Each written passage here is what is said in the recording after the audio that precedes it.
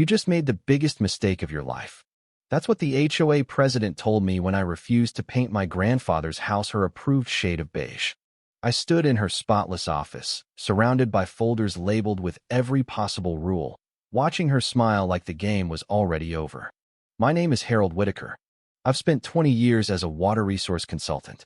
I know pumps, aquifers, and the law that keeps them running. I also know what lies beneath this subdivision of identical roofs and perfect lawns. But I'm jumping ahead. Let me start with the letter that arrived 3 weeks ago, the one that turned everything sideways. It came in heavy cream stock with a Navy SEAL in the corner. I opened it at the kitchen table my grandfather built in 1968. Violation 47. Fence paint peeling. Grass taller than 4 inches. Work truck in the driveway instead of a garage I never had. $500 a day until fixed. Continued violations will lead to liens. Signed, Margaret Ellison, President, Willow Creek Estates Homeowners Association. I set the letter down and looked out the window. My house is plain cedar siding gone silver with age, a roof that doesn't leak, windows that open. It isn't ugly, it's just old. And old doesn't match the catalog look Willow Creek sells to retirees from Seattle and Denver.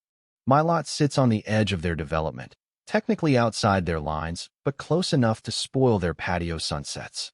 I walk to the concrete pad behind the house where the pump station sits inside a steel box. The gauge read steady, the motor humming the same note it has since the late 70s.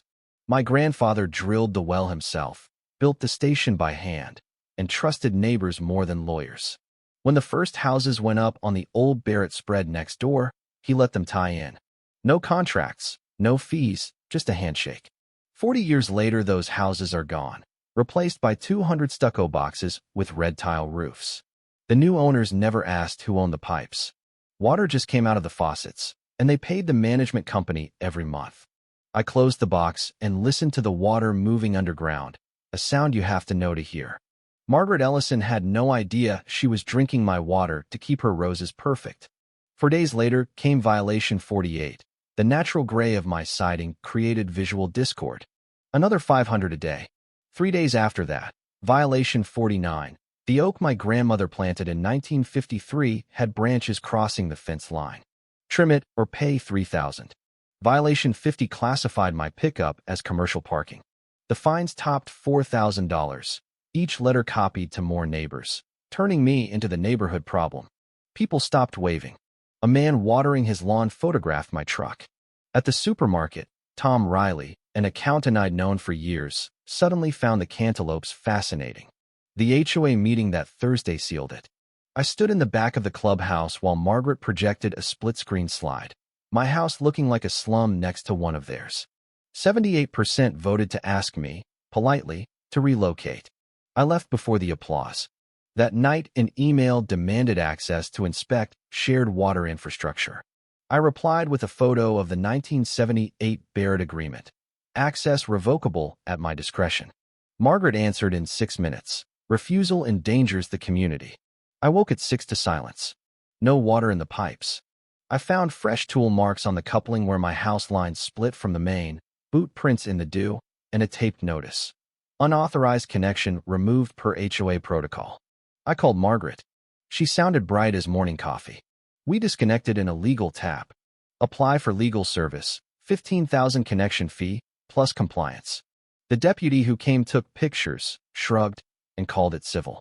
The county utility said the same. I bought $40 of bottled water and waited. I spent the evening at my grandfather's table with 40 years of records spread out. Water Rights Certificate 4782, issued 1979, exclusive extraction from the Spring Valley Aquifer, 200,000 gallons daily limit. Current Willow Creek usage, 163,000 gallons a day. I did the math at $4 per 1,000 gallons commercial rate. They owed me a fortune and had just cut my supply to teach me manners. I hired Meredith Lang, a Tucson attorney who eats HOAs for breakfast. 5,000 retainer, TRO filed by noon, hearing in 72 hours. I installed 4 security cameras around the pump station and drafted an email to a reporter at the county paper. I held off sending. 7 days without running water. Then the article dropped. Local HOA cuts water to man who owns their only source. Photos, documents, quotes from the statute on water theft. By 8 o'clock, my phone buzzed with shares and outrage. Margaret emailed the neighborhood, misleading reports, false claims. Tom Riley wrote me privately. I had no idea. I'm sorry. The hearing lasted 20 minutes. The judge looked at Margaret's lawyer like he'd grown a second head. You cut his water while stealing his? TRO granted. Restore service in 24 hours. Full damages trial in 30 days. Contractors reconnected my line before supper. 3 days later, a state inspector wrote Willow Creek 2 citations totaling $75,000 and 90 days to legalize the arrangement or lose the system. Margaret was voted out that night. Tom took over. He met me at the pump station, eyes on the humming motor. We're prepared to pay $2 per 1,000 gallons, cover all maintenance, drop every violation, and rewrite the bylaws. 30-year contract, revocable by you on 90 days notice for cause. I signed 2 weeks later in a neutral law office. The HOA sent every resident an apology that actually used the word wrong.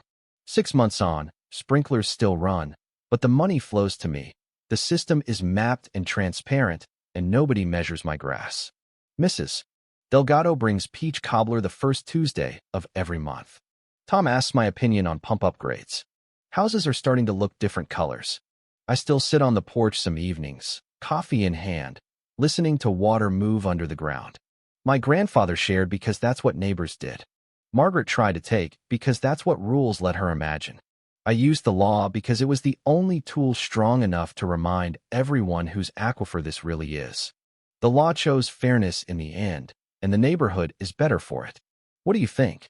When someone abuses power to bully a neighbor, is quiet persistence the best revenge, or should Harold have shut the valve the night they cut his line? Drop your take in the comments. I read every one.